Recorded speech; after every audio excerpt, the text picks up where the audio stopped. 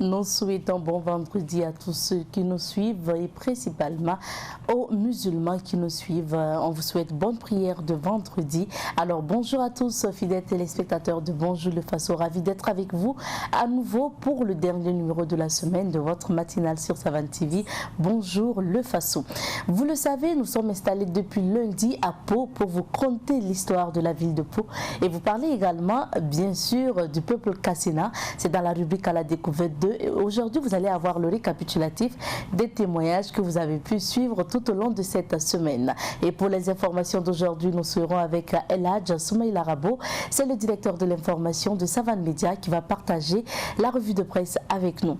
Notre invité du jour ou nos invités du jour nous parlent de théâtre jeune public. Il s'agit notamment des organisateurs du festival de théâtre jeune public. Et nous serons sur ce plateau avec M. Thierry Ouidan, qui est justement le directeur du Théâtre Soleil et promoteur en même temps de ce festival. Et sur ce plateau également, Madame Odile, qui est spécialiste donc belge du jeune public. Nous allons recevoir nos invités pour parler de théâtre orienté au jeune public. C'est vendredi. Vous avez rendez-vous avec le moniteur Ezekiel Ouidrago pour sécurité routière. Nous parlons aujourd'hui de l'airbag de sécurité automobile. Ne vous en faites pas, restez connectés, vous allez savoir de quoi il s'agit dans la chronique sécurité routière. Et Honoré Onadja sera au rendez-vous pour les rendez-vous du week-end. On s'installe confortablement et nous démarrons l'aventure, c'est à Pau.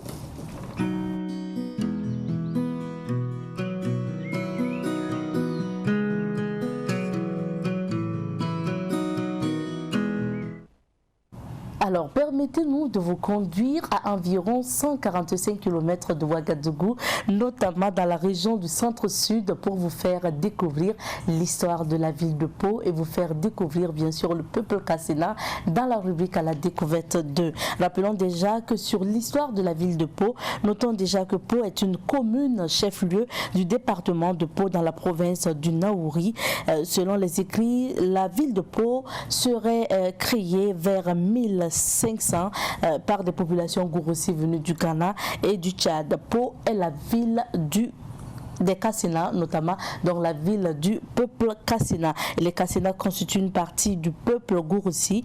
Cette ville est aussi qualifiée par les Burkinabés de ville militaire au regard de la présence sur place du camp militaire devenu camp Thomas Sankara et de l'académie militaire Georges Namoino. Alors aujourd'hui, nous allons vous proposer de suivre à nouveau le récapitulatif des témoignages de la semaine. Vous avez pu écouter, pour commencer, le chef de Pau. Mais rappelons qu'au niveau justement de Pau, il y a le chef de la ville de Pau appelé Popé et puis il y a bien sûr le chef de Tiébélé. Aujourd'hui, c'est le chef de Pau ou Popé que nous allons vous inviter à suivre d'abord et ensuite vous allez écouter aussi des témoignages de populations qui exercent des activités au niveau de la ville de Pau. Donc c'est le récapitulatif des témoignages.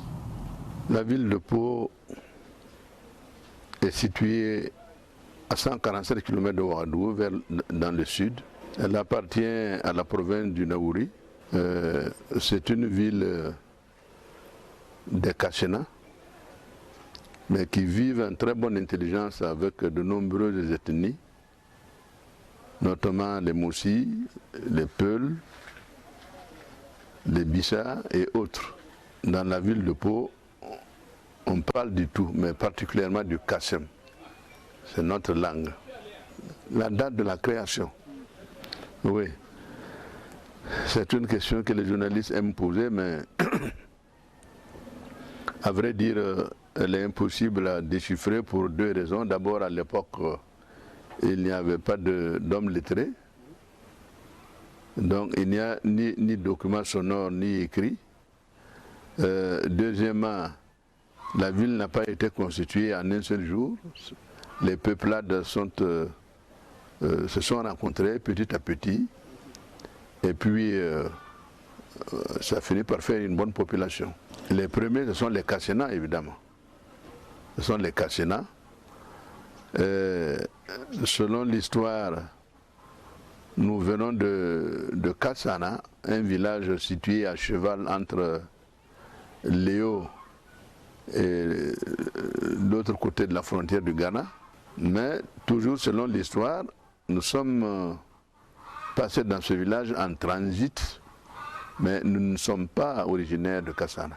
Nous sommes venus du Ghana, un peu vers Gambanga.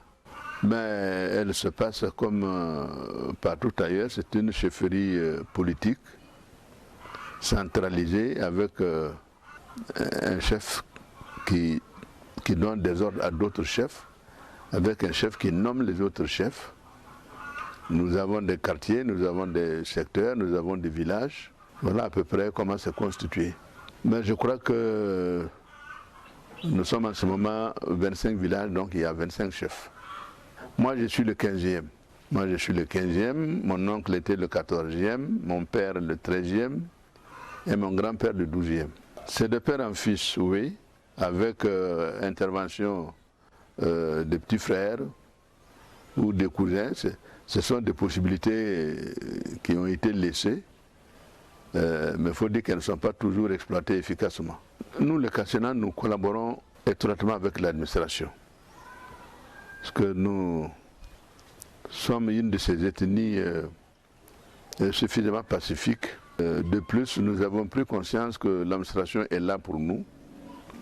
Même si de temps à autre il y a des embêtements, l'intérêt final nous revient à nous, à notre territoire, à nos hommes, à la population. Donc nous collaborons beaucoup avec l'administration centrale. Et il y a eu un moment où, depuis pratiquement 1976 que les militaires sont venus s'installer ici, que la ville soit animée par des militaires, c'est bien possible, mais surtout à l'époque de la Révolution, c'est vrai qu'ils n'étaient pas plus nombreux que la population, mais ils étaient beaucoup plus visibles. Évidemment, on les voyait partout. Ils étaient dans nos équipes de football, de basketball, enfin, dans le sport en général, et même dans la musique. Ça veut dire qu'il y avait une bonne collaboration également avec ces militaires-là. Comme vous le savez, un militaire parmi 5 personnes, on le voit toujours. Mais même si c'était le cas à l'époque de la Révolution, ce n'est plus le cas aujourd'hui. Pensons que plus ils sont nombreux, plus la population est tranquille. Naturellement, de temps en temps, des malentendus avec les civils, ça peut arriver. À cause des femmes, les jeunes entre eux-mêmes, ils aiment rivaliser en beaucoup d'autres choses. Mais je ne pense pas que le nombre de militaires, s'il était en grand nombre, pourrait créer l'insécurité. Personnellement, j'ai un festival que j'organise tous les ans. Le festival porte mon nom. C'est un festival qui essaie de montrer aux jeunes la tenue qu'il faut avoir. Par exemple, pendant les cérémonies de funérailles, pendant les cérémonies de mariage, etc., etc. Il y a des chansons, il y a de la musique, il y a de la danse, etc., etc. Tous les ans on fait. Et la population derrière tous les villages viennent. Mais il y a d'autres événements mais qui ne sont peut-être pas fêtés dans un ensemble. Il y a par exemple la fête de la moisson. Et ça c'est par clan, c'est par village, c'est par famille. Ça ne regroupe pas l'entièreté de la population. Mais il y a aussi des funérailles qui se font. En principe, une chanson, c'est de la moralisation. On essaie toujours d'attirer l'attention sur quelque chose. Faites ceci, ne faites pas cela. Bon, à telle époque, il s'est passé ceci, etc., etc. Malheureusement, même si nos jeunes parlent un peu de ça, ils le disent dans un langage qui n'est pas toujours audible pour nous autres. De plus, ils utilisent le vocable occidental. Ça déforme les mots, et lorsqu'un mot est déformé, il perd son sens. Par contre, je vous le dis très franchement, du côté du Ghana, où nous avons d'autres Kassena là-bas, quand eux ils chantent, c'est clair. On entend, on comprend. Pourtant, c'est exactement la même ethnie. Exactement la même ethnie. Il faut apprendre la langue. Il faut la parler. Si cette condition n'est pas satisfaite, tout le reste n'est que du désordre. C'est la langue, c'est la langue, c'est la langue. La langue manque à nos enfants. Comme je vous l'ai dit, Ce n'est que du côté francophone. Nos frères du côté anglophone, il n'y a aucun problème. Moi, c'est Yegibou Théo Boubacar. Je suis un fonds de la police à la retraite. Nous fréquentons le Ghana, puis chaque matin, il y a des marchés, le marché de Ghana. On les fréquente tous les jours. Tous les jours, quand il y a un marché. Oh non, pas sur le Ghanéen, bon, puis nous sommes des voisins. Et puis nous parlons la même langue. Nous sommes des frères. Quand vous rentrez à Para à côté, à la frontière, c'est la même langue que nous parlons. Sur les Kassem, nous parlons tous. Jusqu'à Navrongo. Bon, le riz, ça vient de Ouagadougou. Mais les ignames, les petits trucs, ça vient du Ghana. Le bois, tout ça, ça vient du Ghana. Les chevrons, les planches. Bon, d'autres maintenant prennent de l'essence au Ghana. Aujourd'hui, au Burkina, l'essence n'est pas presque, c'est pas moins cher par rapport au presque le même prix. À peu près le même prix. Il n'y a plus de différence. Les gens font des petits commerces, l'élevage, comme partout ailleurs. Malheureusement, on n'a pas d'eau ici pour dire qu'on fait le jardinage et tout. On n'a pas d'eau, pas de barrage. Donc c'est un peu compliqué. Ça, c'est le même commerce. Les gens vont, après les travaux champêtres, les gens se débrouillent comme ça. Bon. L'élevage, il n'y a pas d'activité comme ça. Bon, après, les récoltes pour dire, bon, on fait ci, c'est là. Non, les gens se débrouillent comme ça. Il n'y a pas un lieu où, bon, je vais aller faire le jardinage ou ailleurs, ou après les récoltes, où les gens vont pour travailler, faire le jardinage, tout ici, on n'a pas ça. Nous avons des petits jardiniers en allant à Kébélé. C'est une petite retenue d'eau. Mais c'est de décembre, après janvier, c'est fini. Vous étiez à l'instant des témoignages de ressortissants, d'habitants donc de la ville de Pau. Pour commencer, vous avez écouté le témoignage du Popé, le chef de la ville de Pau, et par la suite des populations qui résident, qui sont de Pau, qui nous parlaient justement de la ville. Je rappelle que pour la rubrique à la découverte 2, c'est Pau qui nous accueille cette semaine pour cette rubrique. Pour la suite, nous allons passer à la revue de presse.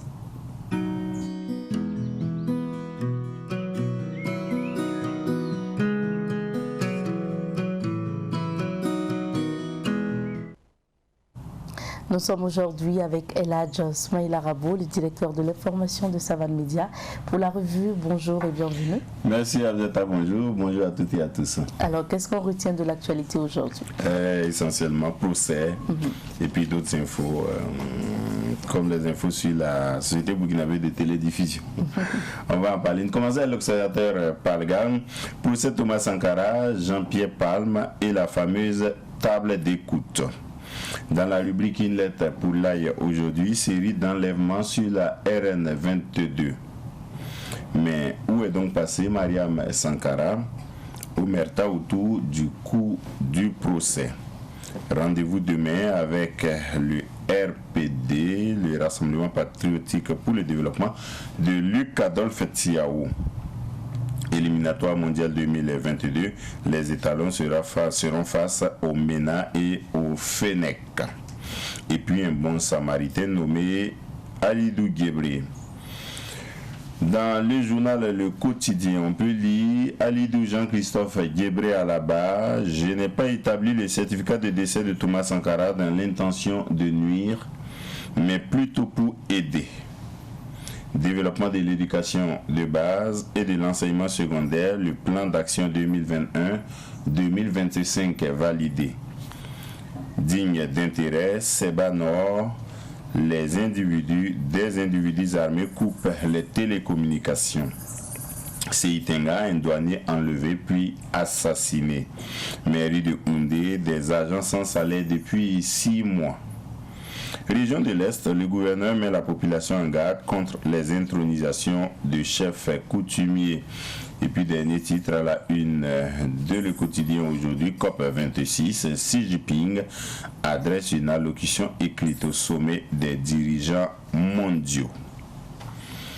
Aujourd'hui au Faso, à présent, colonel au pluriel, Palme et Guébré à la barre au procès Thomas Sankara.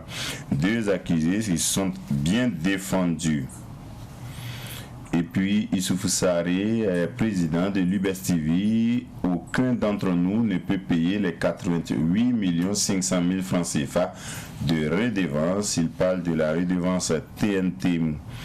Et puis, 33e tour du Faso, le Maroc atterrit en fusée à Zorgo.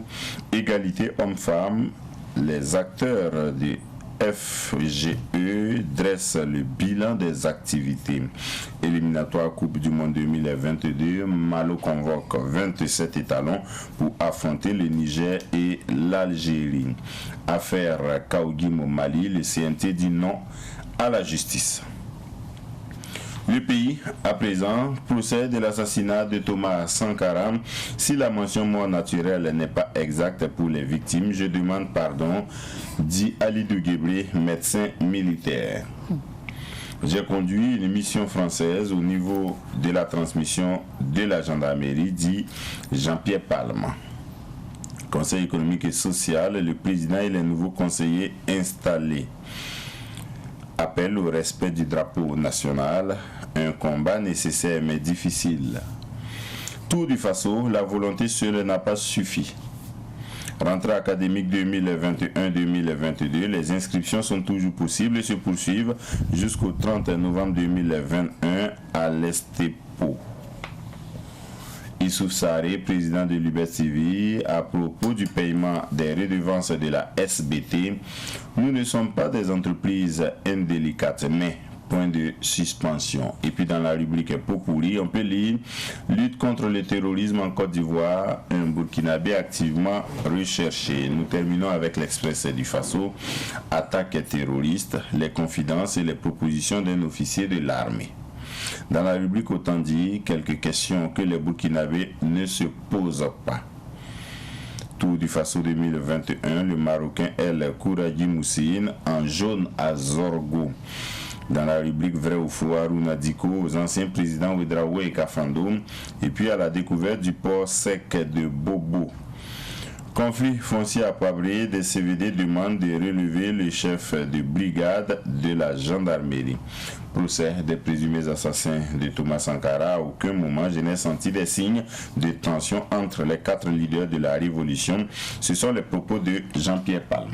Merci. Je rappelle que ces derniers titres étaient de l'Express du Faso, le quotidien bourbeulais. Alors, là, je retourne sur quelques sujets. Et puis, naturellement, il faut qu'on parle du procès parce que les médecins militaires et un officier supérieur de la gendarmerie étaient à la barre. Oui, il y a eu plusieurs accusés à la barre hier, avant la suspension pour reprendre lundi, puisque selon le chronogramme du tribunal militaire, pour ce procès-là, les audiences ont lieu lundi, mardi, mercredi et jeudi. Voilà, il y a une suspension pour attendre encore lundi. Et donc, ce jeudi-là, il y a eu le médecin colonel-major, Alidou Guébré, qui a signé le fameux... certificat de décès, je vais dire peut-être la constatation des décès. Vous savez qu'il y a 2 documents qui se ressemblent mais qui ne sont pas les mêmes. Hein. Quand les gens décèdent, il y a une constatation d'un médecin qui constate que la personne a rendu l'âme. Et donc c'est un constat. Et c'est sur la base de ce constat, cette constatation des décès-là, qu'on demande à la mairie un certificat de décès. Donc c'est pas, je crois pas que ce soit le mot approprié que les gens utilisent. Alidou Guébré n'a pas fait un certificat de décès, mais une constatation de décès. Okay. Le problème, c'est qu'il n'a pas vu les corps et puis il a écrit. Parce que la constatation de décès, ça suppose que c'est le médecin qui a constaté la mort, qui a vu le corps, qui a constaté que la personne ne respirait plus, ne vivait plus.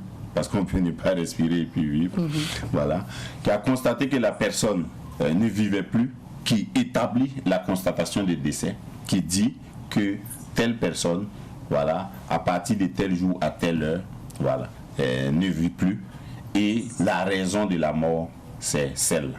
Voilà. Il se trouve que le président Thomas Sankara et 12 autres camarades de la Révolution ont été assassinés dans le cadre d'un assassinat pour prendre le pouvoir, donc d'un coup d'État.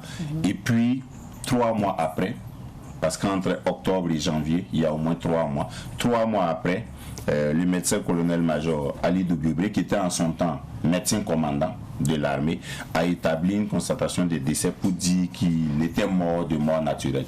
Bien entendu, il a dit à l'audience encore qu'il a fait d'autres constatations de décès pour d'autres personnes qui sont décédées dans les mêmes circonstances que le président Thomas Sankara. Mais ça, c'est là qu'il faut retenir, c'est au tribunal de juger. Mais c'était à la demande des veuves et c'était pour faciliter les démarches administratives des veuves là en question pour qu'elles aient accès aux pensions de leur mari. En fait, c'était ça la raison pour laquelle il l'aurait fait. Bon, je crois que le tribunal lui a demandé s'il avait été forcé, s'il y avait eu de la contrainte. Il a dit qu'il n'avait peur de personne en ce moment-là et qu'il n'y avait pas de possibilité de l'obliger à écrire quelque chose comme ça. C'était la même chose pratiquement pour son collègue Amadou Kafando, lui aussi médecin au service de santé des armées en son temps. Et il a dit que c'était pour des raisons humanitaires. Lui, il a même signé une constatation de décès pour un autre militaire, Christophe Compaoré, et il a écrit mort de mort accidentelle. Bon, là aussi, les gens ont dit non, il fallait écrire mort par assassinat. Voilà. On se demande, est-ce qu'on ne pouvait pas écrire mort tout simplement sans donner la raison? Non, ça veut dire que le médecin doit donner la raison. C'est pourquoi c'est un médecin qui doit faire ça. Sinon, si c'est dit que la personne est décédée, nous tous, nous pouvons le faire.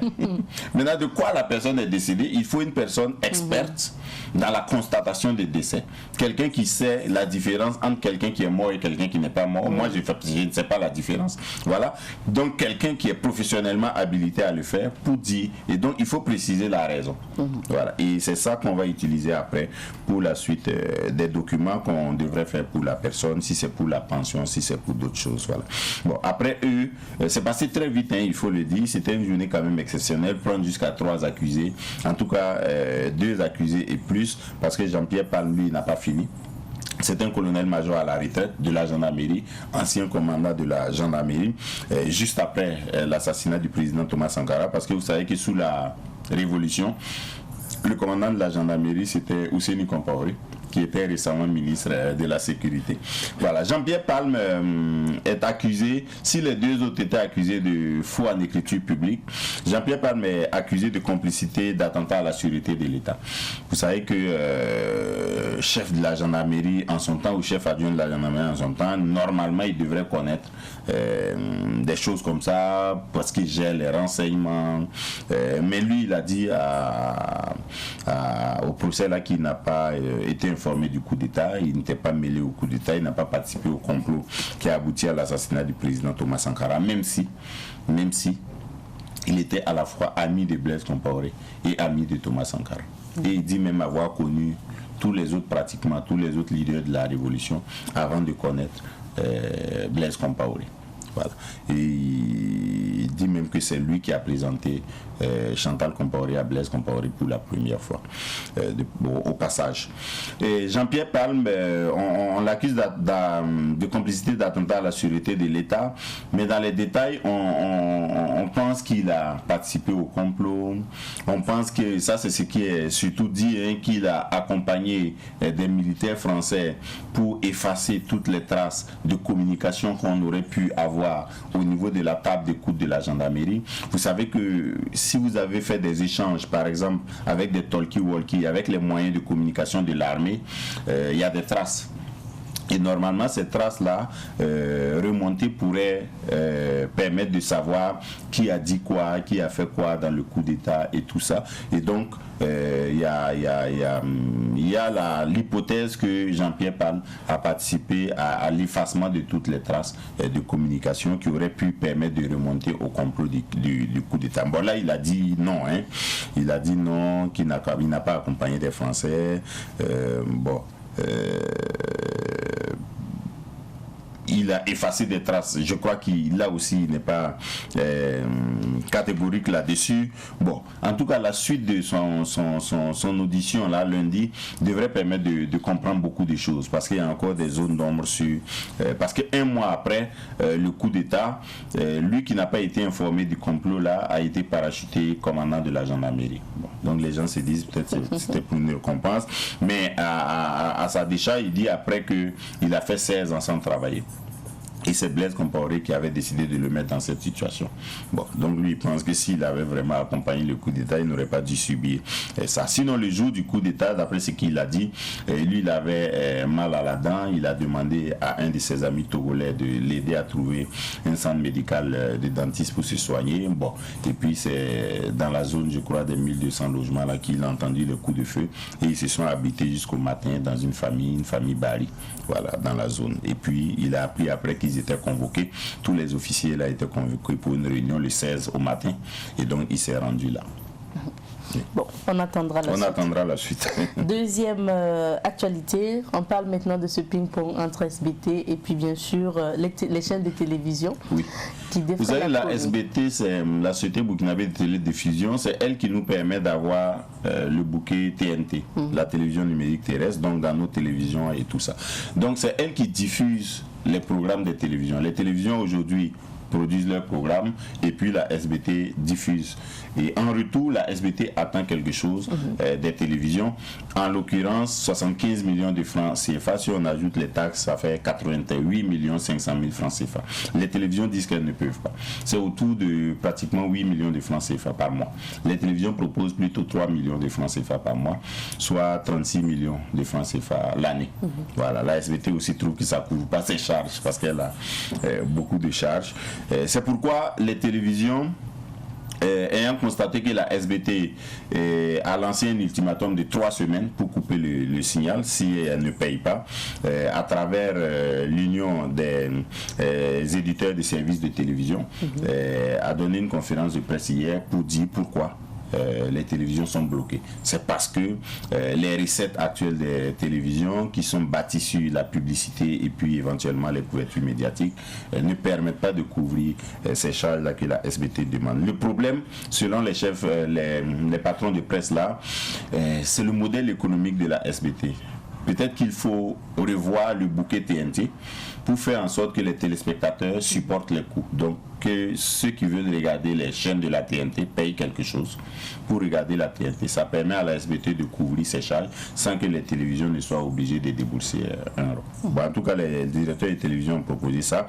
Il se trouve qu'il y a 2 jours seulement en Conseil des ministres, il y a un rapport qui a été adopté pour revoir le modèle économique de la SBT.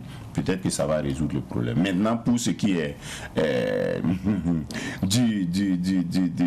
du passif, pour ce qui est de cette année, pratiquement 800 millions de francs CFA dus par les différentes télévisions. Donc c'est pratiquement le milliard. Qui paye ça? Est-ce qu'on va payer? Est-ce qu'on va laisser tomber? Bon, il faut continuer à dialoguer.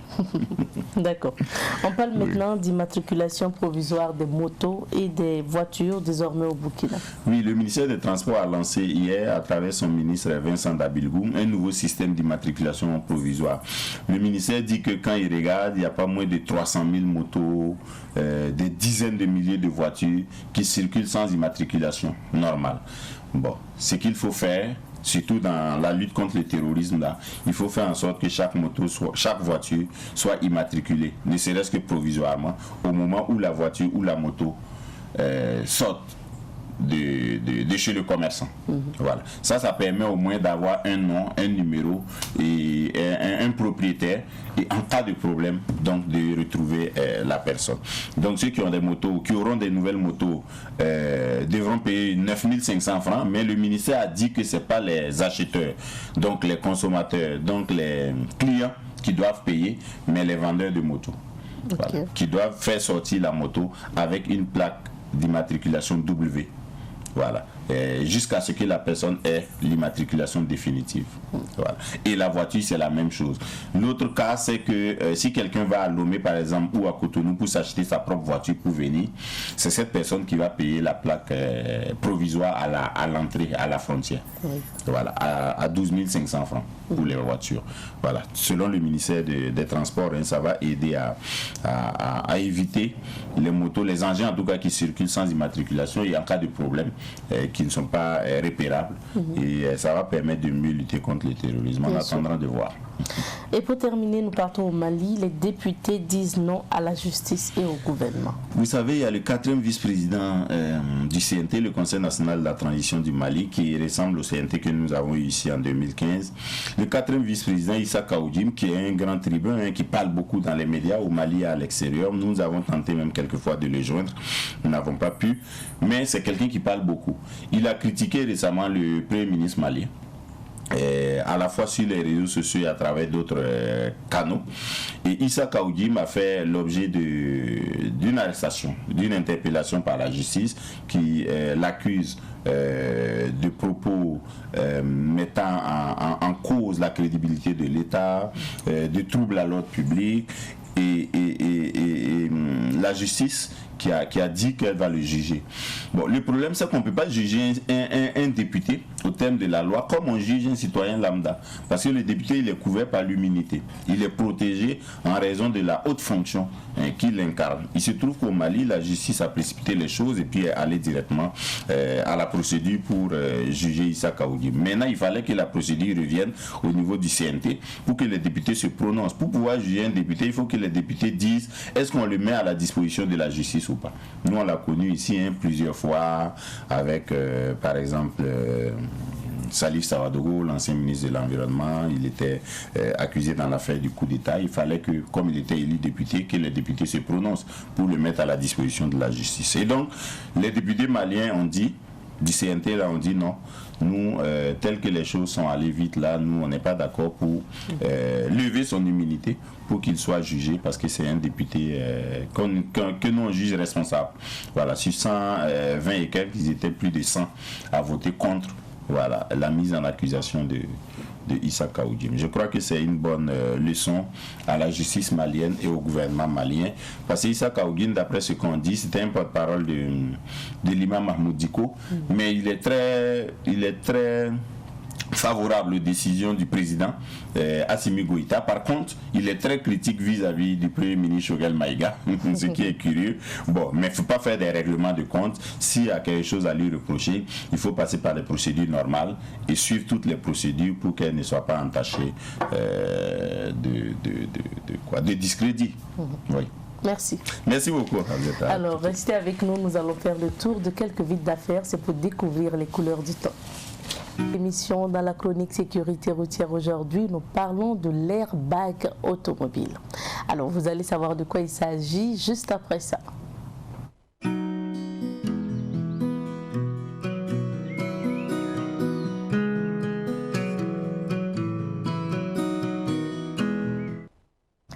Et vous le savez, pour la chronique, disons, sécurité routière, nous sommes avec le moniteur Ezekiel Ouitrago de Victoire Auto-École. Bonjour moniteur et bienvenue. Madame, bonjour. Alors aujourd'hui, on parle de l'airbag de sécurité automobile. Alors, déjà pour commencer, qu'est-ce que c'est qu'un airbag de sécurité automobile? Très bien. Bonjour à tous les automobilistes.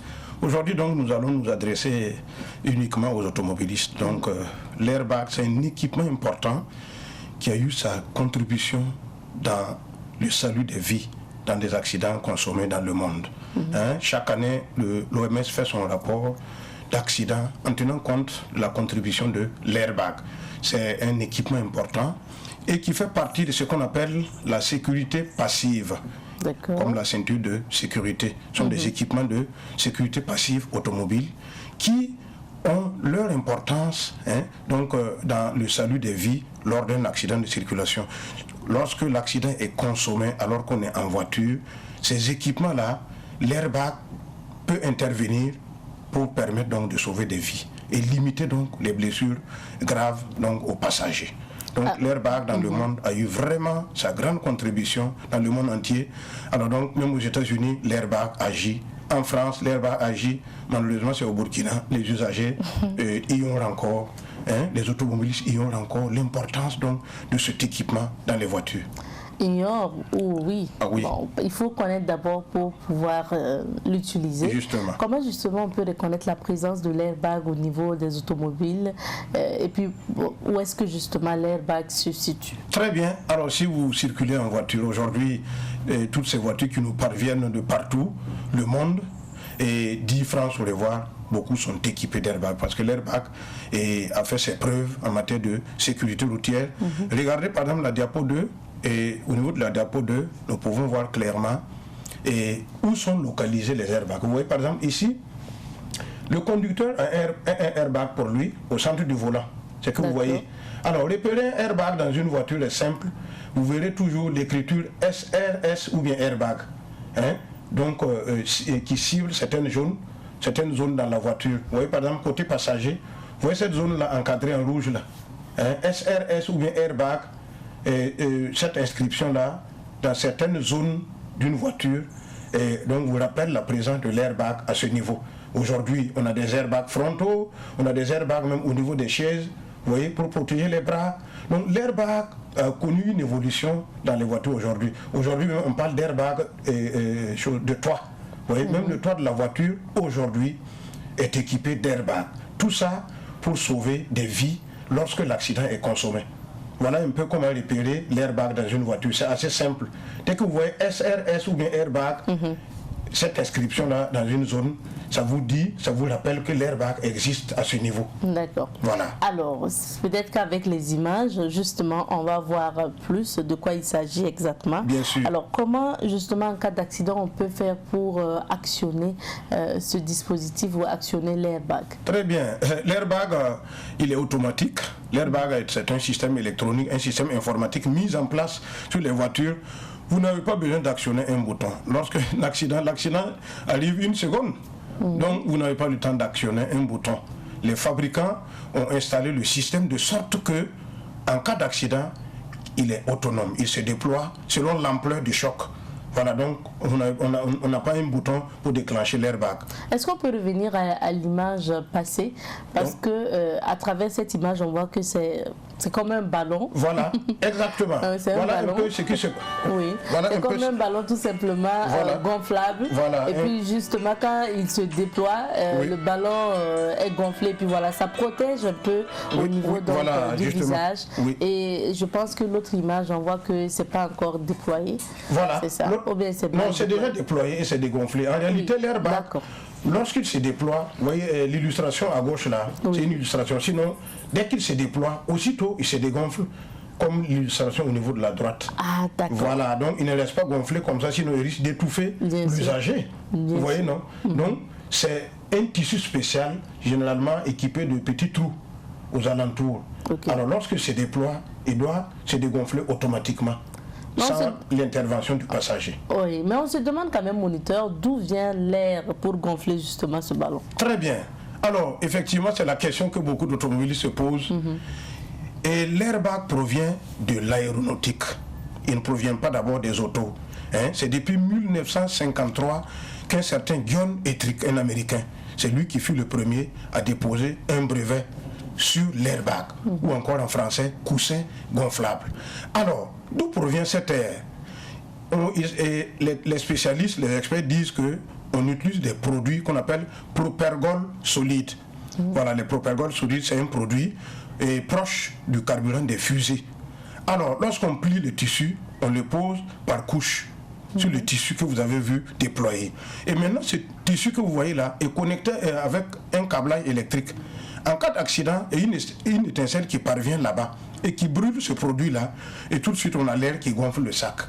Et donc le gonflement du sac se passe par détonation, puisqu'il faut que le sac arrive à déchirer donc son contenant pour se déployer. Oui, ça avec force. Bien sûr, c'est une détonation. Mais d'accord. Alors, bien sûr, avec quelques lésions que l'usager peut avoir, pourvu que sa vie soit conservée. Voilà, donc jusqu'à présent, l'airbag a toujours eu sa contribution. L'airbag a toujours été pris en compte dans le rapport de l'OMS chaque année pour ce qui est des accidents de circulation dans le monde. Voilà. Et on sait quand même qu'en plus de l'airbag, il faut porter sa ceinture de sécurité. Bien sûr, bien sûr. Lorsque un véhicule équipé d'airbag, si vous n'avez pas attaché votre ceinture, alors l'airbag n'a pas de sens pour vous. L'airbag n'a pas de sens. Il faut attacher sa ceinture. Et lors du choc, il faut être retenu, comme vous voyez dans la vidéo. Vous voyez, il faut que la ceinture... Ça c'est la bonne, bonne attitude. Voilà, la bonne attitude. Il faut avoir la ceinture. Enfin, l'airbag se déploie, par exemple, pour le passager et le conducteur, comme vous le voyez. Voilà. En haut, vous voyez, le conducteur a embrassé à travers son cœur son volant.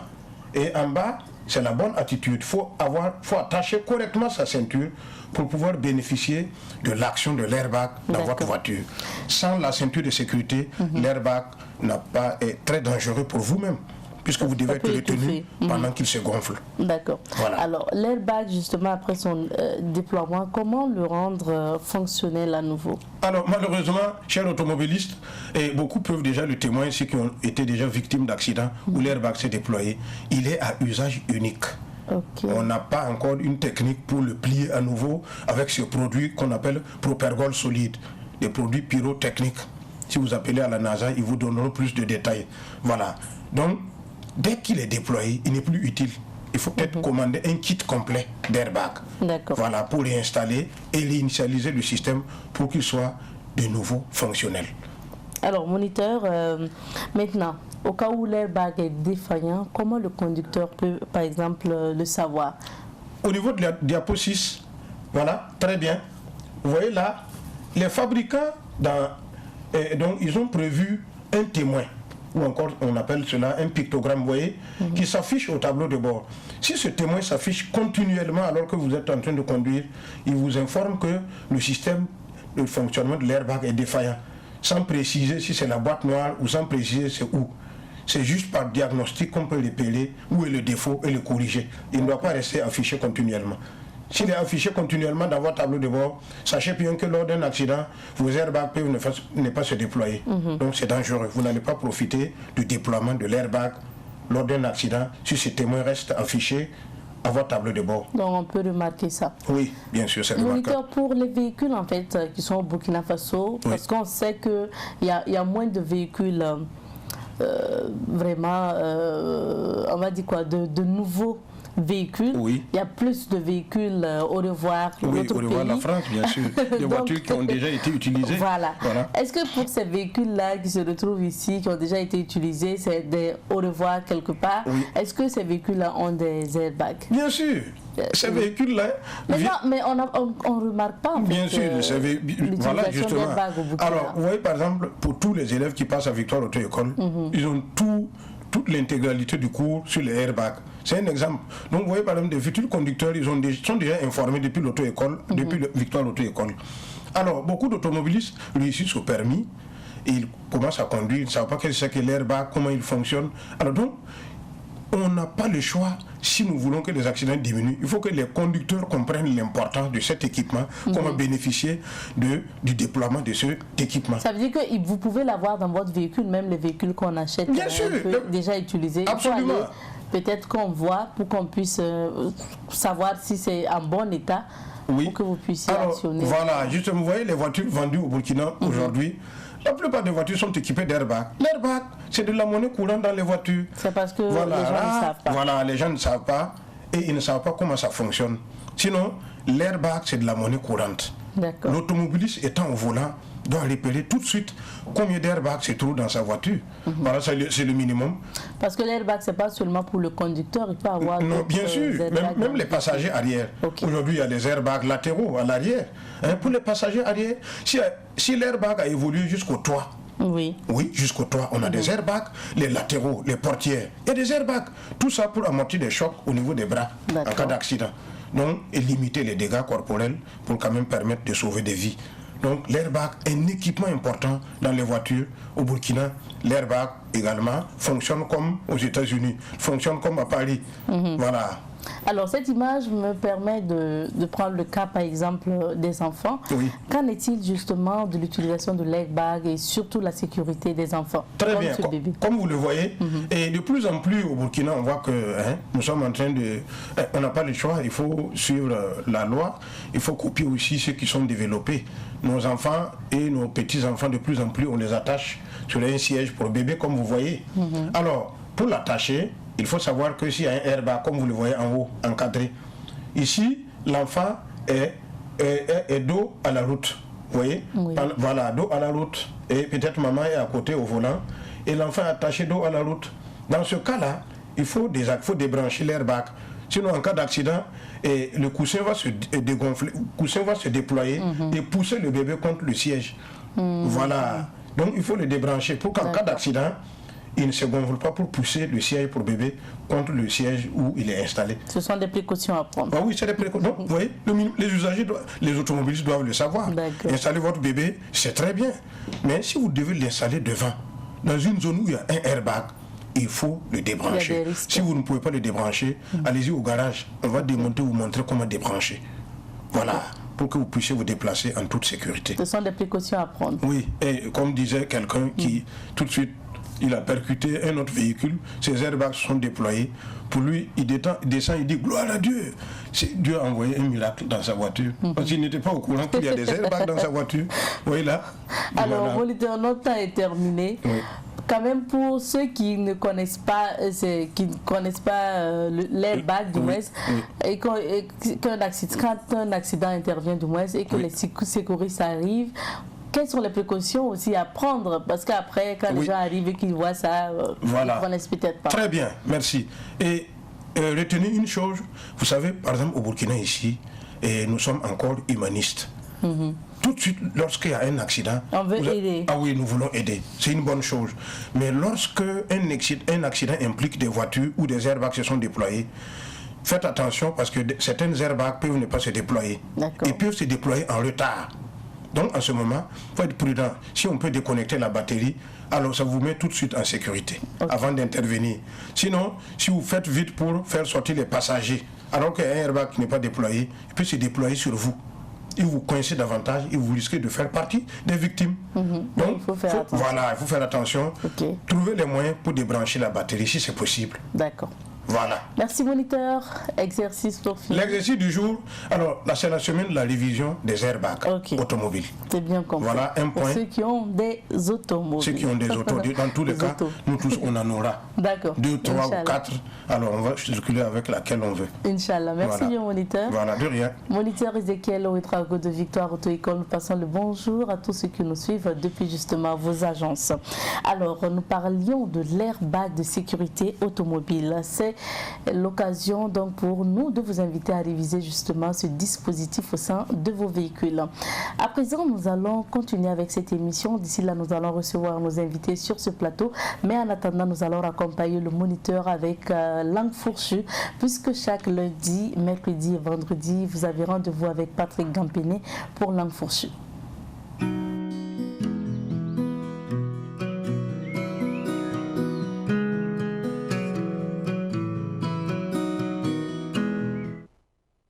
Mesdames et messieurs, bonjour et bienvenue à votre émission Langue fourchue. Les lampions sont éteints sur la 27e édition du Festival panafricain du cinéma et de la télévision de Ouagadougou ce samedi 23 octobre.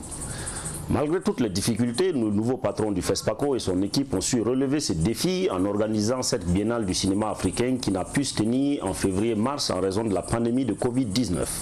Ainsi, Alex Moussa Savadgo a su démontrer tous ses talents d'organisateur, lui dont les débuts à la tête de cette institution ont fait du bruit. Mais comme il ne saurait y avoir de perfection dans toute œuvre humaine, les prochaines éditions permettront certainement à Alex et à son équipe de mieux huiler la machine. Ce qu'on pourrait retenir de ce FESPACO, qui somme toute n'est plus burkinabé, côté palmarès cela s'entend, depuis 1997, c'est qu'il n'y a eu guère de surprises. Et cette 27e édition devrait beaucoup faire réfléchir les professionnels et les autorités en charge du cinéma burkinabé. En effet, à la vue des films burkinabés sélectionnés, on pouvait aisément imaginer la suite pour nos talentueux cinéastes. Les bonnes idées ne manquent pas pour produire de bons scénarios, mais la suite du processus de fabrication de nos films pose et posera encore de sérieux questionnements. De la capitale du cinéma, le Burkina Faso n'a véritablement de cinéma que le nom. Quelqu'un a dit un jour que c'est de la pluralité de la production cinématographique que naîtra la qualité. Mais hélas, on va devoir encore attendre et longtemps tant qu'on ne prendra pas le taureau par les cornes. Parce que le réel problème de notre cinéma, c'est d'abord sa discipline. Parce que oui, même si la formation prolifère, elle reste à parfaire. Le souci de cette dizaine d'étudiants en cinéma que nous formons n'est pas d'atteindre une certaine perfection, mais bien plus de se faire de l'argent, et vite. À peine sortis de l'école, ces jeunes loups ont déjà les dents plus aiguisées que leurs doyens et formateurs, se lançant direct dans la production de longs métrages pour les salles, même si la qualité technique et artistique laisse à désirer, sans que cela ne meuve personne parmi les professionnels, encore moins les autorités en charge du cinéma. Il est vrai que le cinéma en Afrique compte beaucoup d'autodidactes, mais au Burkina, cela ressemble beaucoup plus à un fourre-tout où tout le monde et n'importe qui s'improvise cinéaste pour peu qu'il détienne un registre de commerce. Bref, pour être compétitif, notre cinéma doit d'abord passer par un assainissement savant avant qu'on ne s'attaque à son véritable boulet. L'autre problème qui met du plomb dans les ailes de notre cinéma, c'est bien son financement. Malgré tous les guichets nationaux et internationaux, le secteur cinématographique burkinabé demeure morose. Le nerf de la guerre, c'est bien ça qui pose problème au Moutalan. Quand il y en a, sa répartition laisse à désirer. En effet, nos gérants de guichet se sentent obligés d'éclater leur crayotte au profit de dizaines de réalisateurs, au risque que ceux-ci ne puissent boucler leur projet. Mais comme il faut bien huiler toutes les bouches, la qualité finale ne pourrait être que la crasse que les festivals n'ont d'autre choix que de nettoyer. Avec les financements mis à leur disposition pour des projets d'envergure internationale, les producteurs burkinabés, après avoir achevé pour certains leur villa et acquis un beau 4x4, ne garderont que des miettes pour mener à terme leur projet. Et ceux qui en pâtissent les premiers, c'est bien ces techniciens burkinabés qui aiment et savent très bien faire leur travail, eux qui doivent souvent attendre plus d'1 an, excusez-moi du peu, pour entrer en possession de leur maigre cachet. Hélas là encore, parce qu'un suivi correct des projets aurait évité certainement ces états de fait. Il y a aussi que nos producteurs-réalisateurs n'ont pas encore compris la mise en commun des idées et des moyens de production. En effet, combien de coproductions locales a-t-on enregistré depuis des décennies dans ce Moutaland presque parfait? Chacun voulant garder jalousement ses idées, mais surtout sa couverture dorée, on préfère se crêper le chignon que de réunir les talents. Et avec tout cela, on veut atteindre une qualité primale à un festival, fut-il celui de Ouagadougou. Toute la sous-région, sinon même au-delà, reconnaît l'excellence de nos techniciens. Alors pourquoi avons-nous si mal à notre cinéma? En attendant, Macky et son ami et frère, le Motus Rocus, qui ont clôturé cette 27e édition du FESPACO, promettent d'accorder une attention plus particulière à la question en rehaussant la cagnotte de leur guichet. Mais cela suffira-t-il tant qu'il n'y aura pas de politique cinématographique réelle dans nos pays? Il est bien vrai que nul n'est prophète chez soi, mais tout de même, ne faites pas les cons. La femme du fossoyeur a définitivement enterré les espoirs de Nyenenga d'or pour le Burkina. Rendez-vous donc en février-mars 2023 pour au moins un étalon boisé pour le Burkina. Merci à Patrick Gampeni et rendez-vous lundi pour un autre numéro de Langue Fourchue. Pour la suite, nous allons passer à la rubrique invité du jour.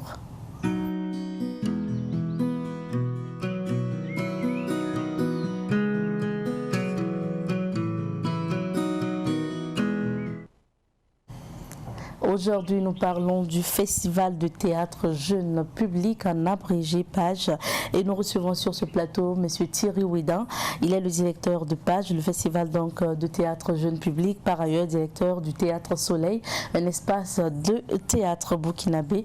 Bonjour à vous et bienvenue. Bonjour, bonjour et merci de nous recevoir. Merci d'être là. Sur ce plateau également, Madame Marie-Odile Dupuis, spécialiste belge du jeune public. Bonjour. Bonjour. Bonjour. Avec nos invités, nous parlons du Festival de théâtre jeune public, mais je me retourne vers Monsieur Ouidan.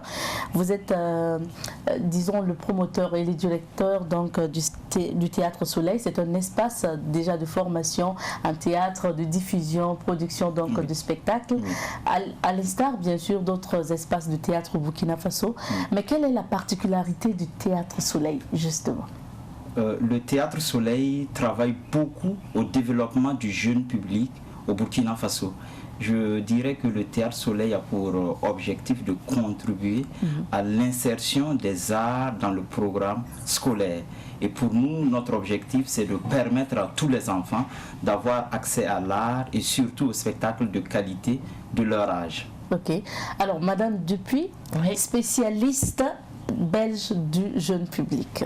Qu'est-ce qu'on doit comprendre par là? Qu'est-ce que vous faites concrètement? Moi, mon boulot, c'est de faire de la création, donc pour les petits, pour les moyens, pour tous les enfants. Donc, c'est-à-dire de faire des spectacles qui abordent toutes les thématiques ou toutes les disciplines artistiques, mais qui sont accessibles aux enfants, sans être pour ça réducteurs ou bêtifiants.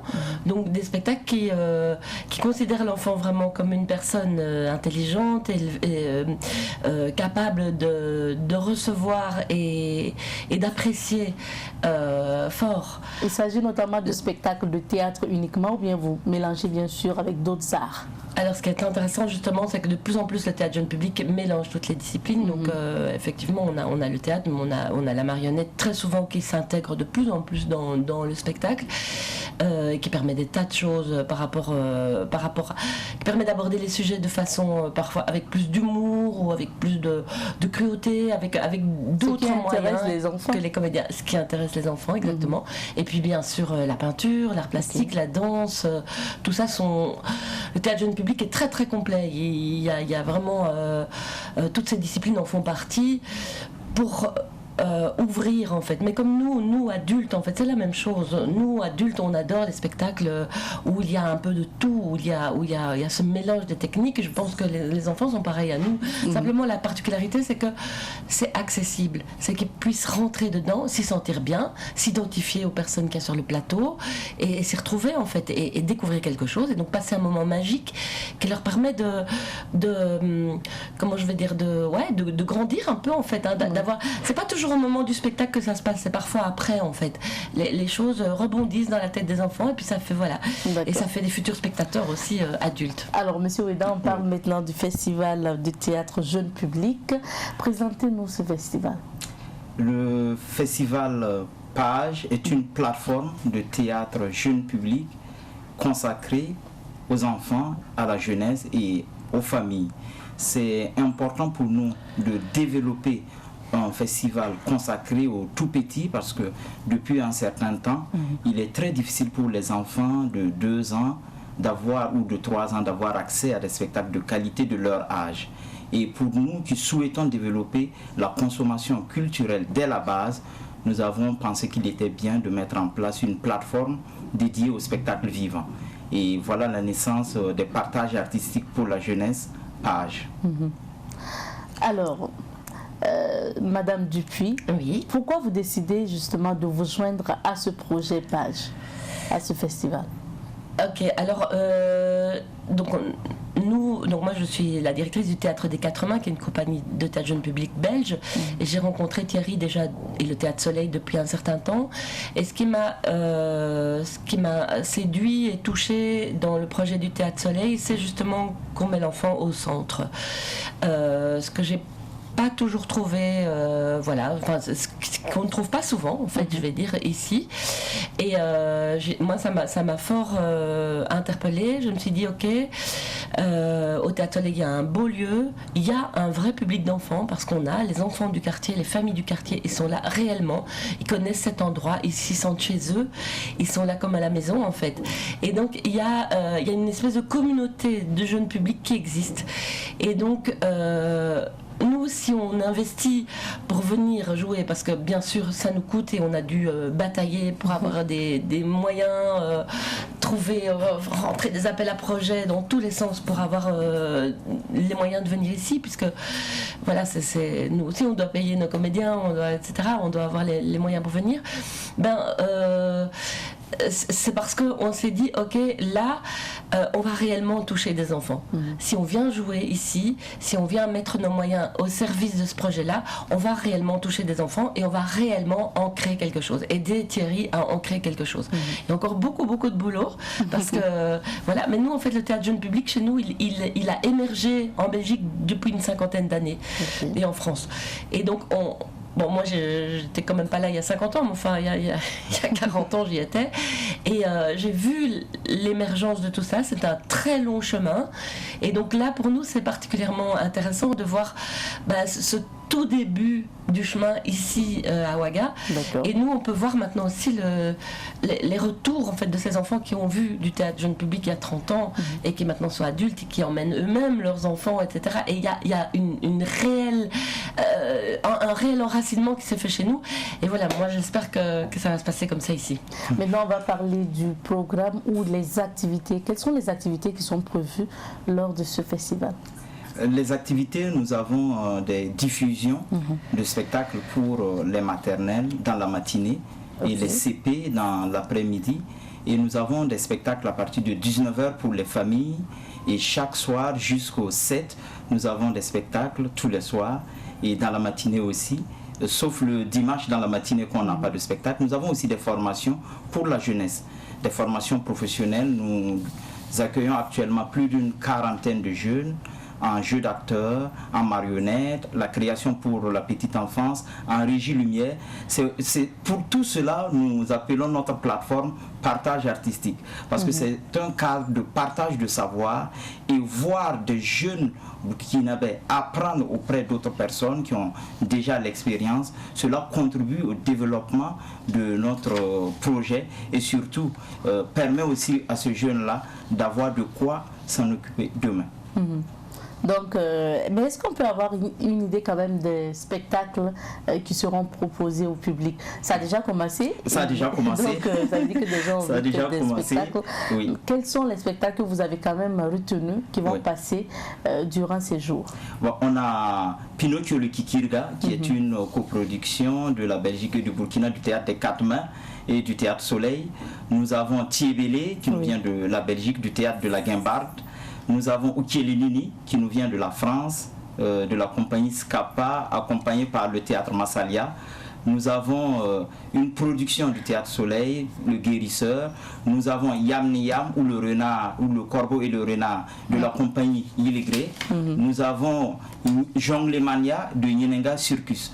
Donc voilà un peu les spectacles retenus pour cette première édition.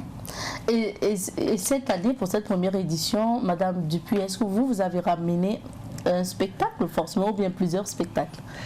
Alors, il s'agit de quel spectacle notamment? Oui, donc en fait, avec le Théâtre Soleil, donc comme Thierry vient de le dire, on a fait une coproduction, donc une adaptation du conte Pinocchio, qui est un conte italien. On a réadapté, et donc en fait, quelque part Thierry et moi on a travaillé ensemble, et puis enfin par couche, une couche au Burkina Faso, une couche en Belgique.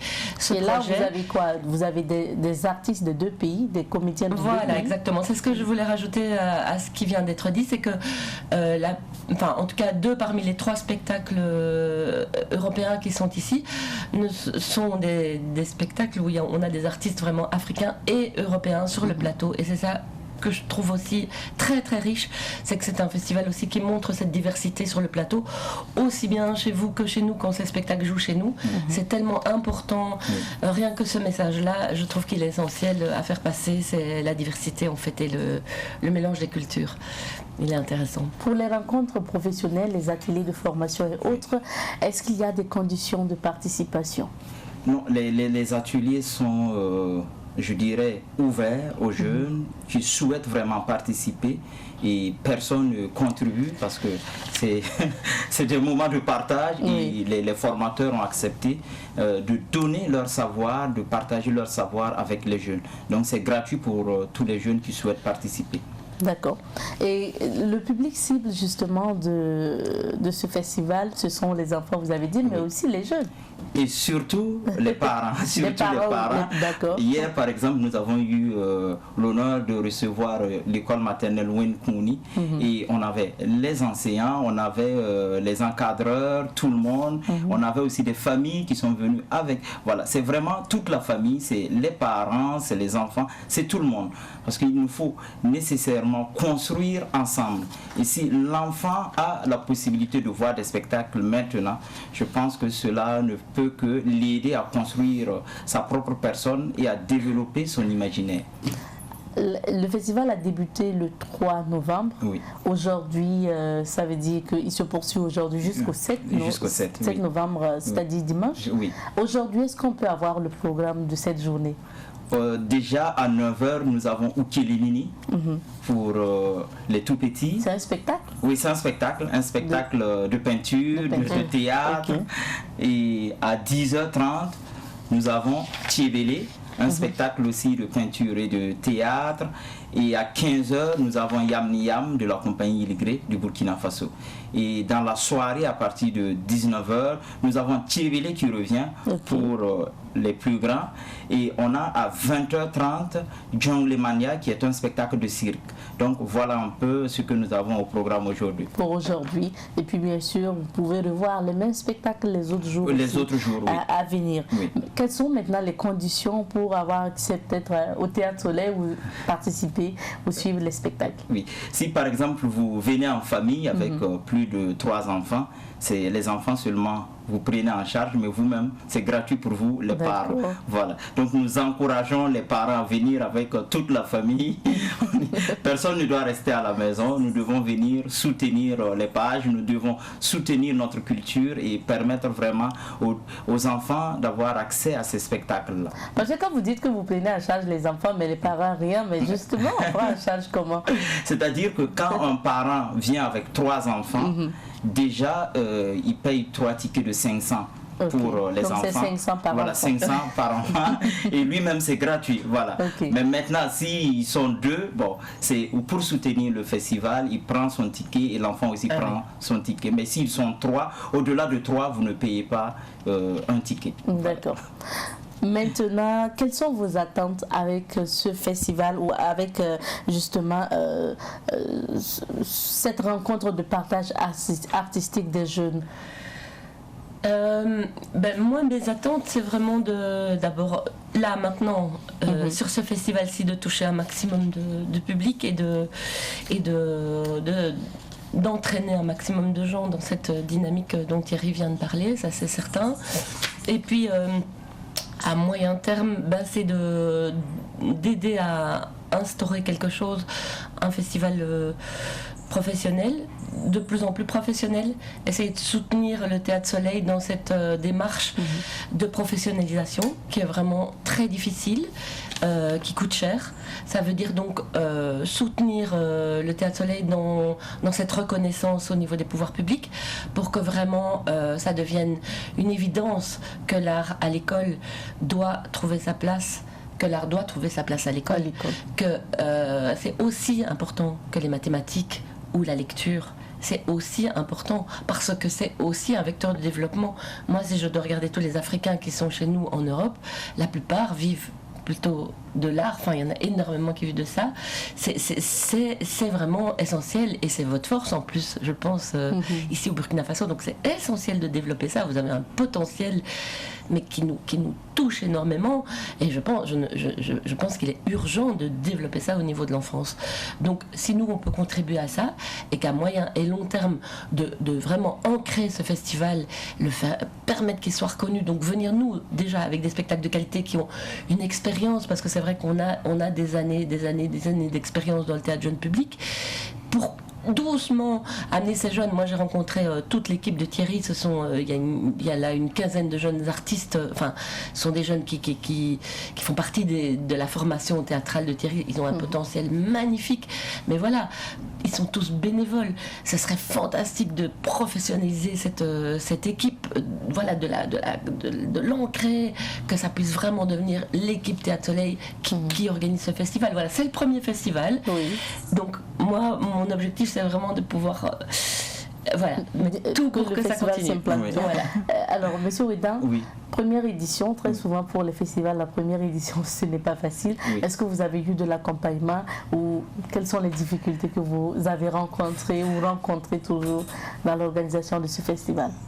Je dirais que pour ce festival, ce n'est qu'une suite logique parce que nous travaillons avec les enfants depuis plus de 7 ans. Et cette suite logique-là, nous avons déjà reçu le soutien des enfants. Et comme ce sont les enfants, notre parrain, comme on le dit, donc nous n'avons eu que des avantages. Donc les enfants sont avec nous. Maintenant, par rapport au soutien, déjà, je dis merci infiniment à Savane FM qui nous accompagne. Parce que pour communiquer, c'est pas facile aujourd'hui. Donc nous avons aussi reçu pas mal de soutien de nos partenaires, le théâtre des 4 mains, le théâtre de la Guimbarde, vu par Wallonie-Bruxelles qui nous a aidés à faire venir ces spectacles-là. Nous avons aussi l'Institut français via l'ambassade de France, l'Institut français qui nous accompagne. Nous avons le théâtre Massalia qui nous accompagne. Mais maintenant, au niveau du Burkina, je tiens à dire merci à nos autorités, merci infiniment, parce que déjà nous permettre d'organiser et de tenir quelque chose, c'est déjà énorme. Je dis merci pour l'accompagnement. Je tiens à dire un grand merci à la mairie de Ouagadougou qui, je n'ai pas les mots, je pense que tous les enfants sont très heureux aujourd'hui. Et la mairie de Ouagadougou, nous ne faisons que vous dire, voilà, c'est un début et c'est ensemble que nous allons développer la culture dans notre ville. Et quelles sont les perspectives que Thierry Ouida a pour ce festival? Déjà pour nous il est important et nous on se donne rendez-vous dans 5 ans pour faire un bilan parce que l'année prochaine nous tenons encore une édition de ce festival et dans 5 ans nous espérons que ce festival va s'ancrer dans ce pays et d'ici quelques années ce festival deviendra l'un des festivals consacrés au jeune public à partir de 2 ans en Afrique de l'Ouest je pense et surtout en Afrique et un peu partout. L'un des festivals qui sera une vitrine vraiment pour les enfants. Pour les enfants. On vous souhaite d'ailleurs ce bonheur. Merci. Alors nous tendons vers la fin de notre entretien. Nous allons vous permettre de rappeler donc, la date de ce festival et puis bien sûr la situation géographique donc, du Théâtre Soleil puisque tout se passe là-bas pour les spectacles. Le Théâtre Soleil est situé à Sissin, juste derrière le Palais de la Culture Jean-Pierre Guingané.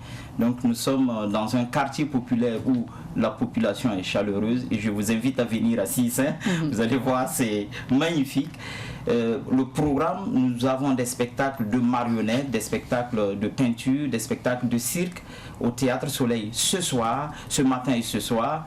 Et nous aurons des spectacles demain. Demain, nous avons des spectacles à l'Institut français aussi, où on aura 3 spectacles, un à 10h, un à 15h et un spectacle à 19h. Donc voilà un peu le programme. Et ça va jusqu'au 7 Jusqu'au 7, jusqu'au dimanche 7 novembre, oui. Ok. Merci bien d'être passé. Merci, on vous souhaite bon séjour. Merci beaucoup. Merci, bon merci à vous. Merci infiniment. Partage artistique pour la jeunesse, en abrégé PAGE. C'est un festival de théâtre jeune public. Nous en parlions sur ce plateau avec le directeur justement donc, de PAGE et puis qui est M. Thierry Ouida. Également sur ce plateau, Mme Marie-Odile Dupuis qui est spécialiste belge du jeune public. C'était nos invités de ce jour. On vous souhaite de faire un tour surtout du côté donc du Théâtre Soleil pour suivre encore ces spectacles. Amenez vos enfants. Ça se passe du 3 au 7 novembre, donc ça va jusqu'à dimanche. Profitez du week-end, pourquoi pas, pour amener vos enfants voir du spectacle de théâtre, la marionnette, du cirque, pourquoi pas, et puis apprendre la peinture. Voilà, ça peut réveiller des talents chez les enfants. C'est ici qu'on va s'arrêter pour l'entretien de ce jour. Et pour accompagner nos invités, nous vous proposons une pause musicale, le temps de retrouver Honoré Onadja. Que nous puissions faire un clin d'œil à tous ceux qui nous suivent de Pau et surtout aux ressortissants de Pau à travers ce clip de Awitou, puisque cette semaine nous nous intéressons à Pau, à la ville de Pau, et dans la rubrique à la découverte de nous vous avons parlé de l'histoire de la ville de Pau. Donc nous passons le bonjour à tous ceux qui viennent de Pau et au Cassena. Pour la suite, nous allons passer à la rubrique de Honoré Onadja, les rendez-vous du week-end.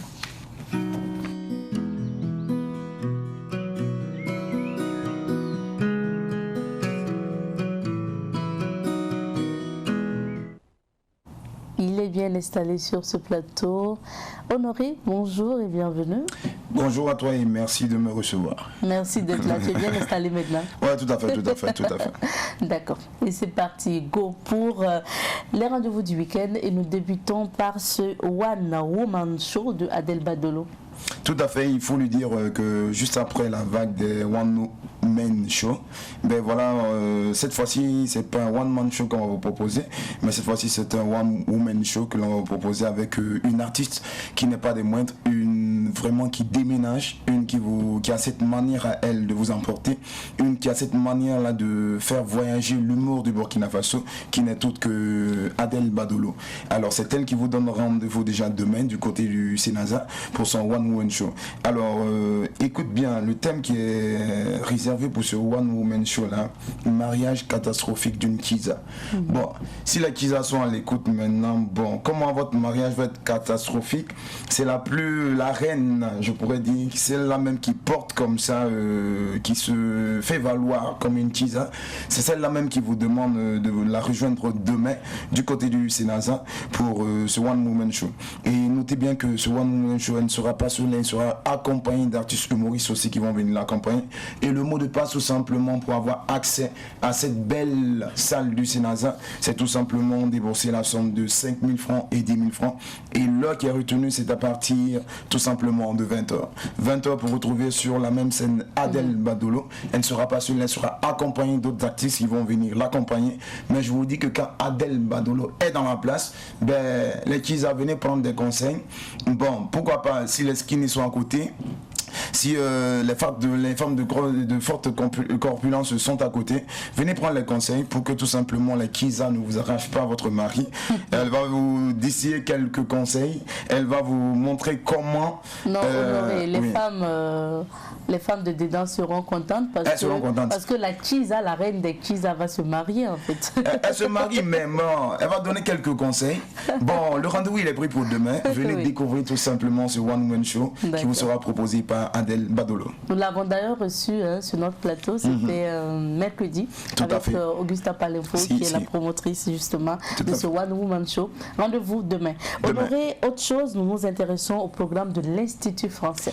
Alors, à l'Institut français, il faut dire que l'on aura un café-concert qui vous sera proposé par un artiste pas des moindres, un artiste qui a commencé déjà par le live, qui s'est exprimé de cela quelques années et qui a évolué dans ce contexte-là qui n'est tout autre que le live. Ce papa dont j'annonce, c'est tout simplement celui-là qui se fait comme ça appeler Bwenzim.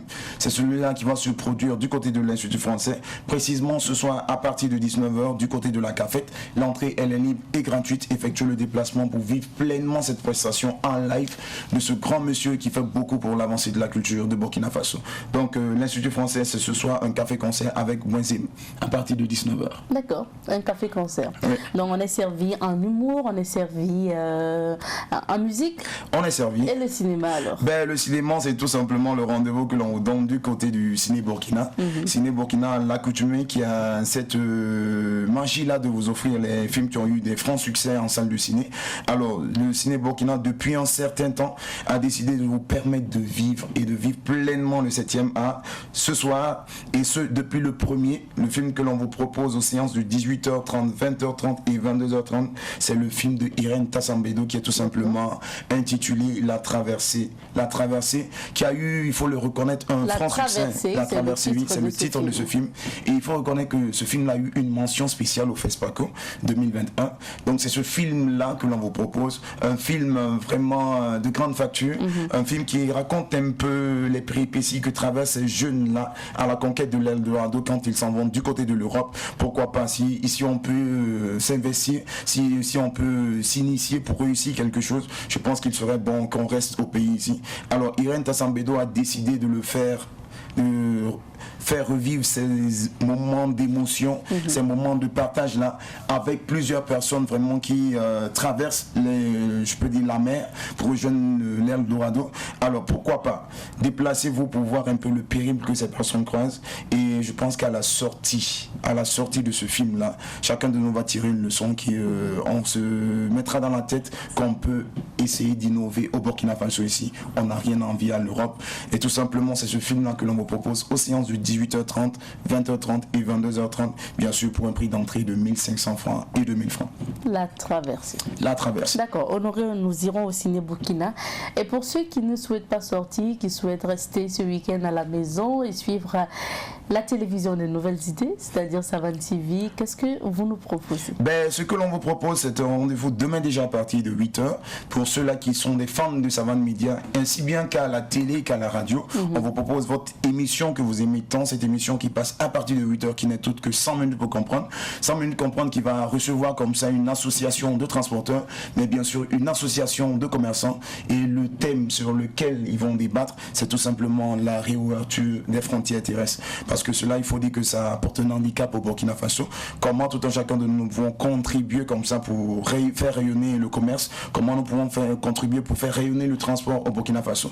Vous aurez 2 membres d'association, à savoir l'association des transporteurs et l'association des commerçants qui viendront discuter autour de ce sujet-là qui n'est autre que la réouverture des frontières. Donc voilà ce qu'on pouvait dire pour les rendez-vous du week-end. Merci bien, Honoré. Aniché Togo.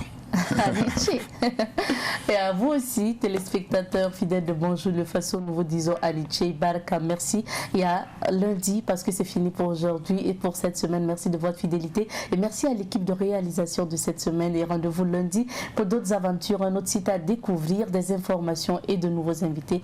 Alors rendez-vous lundi. Portez-vous bien et cuisse.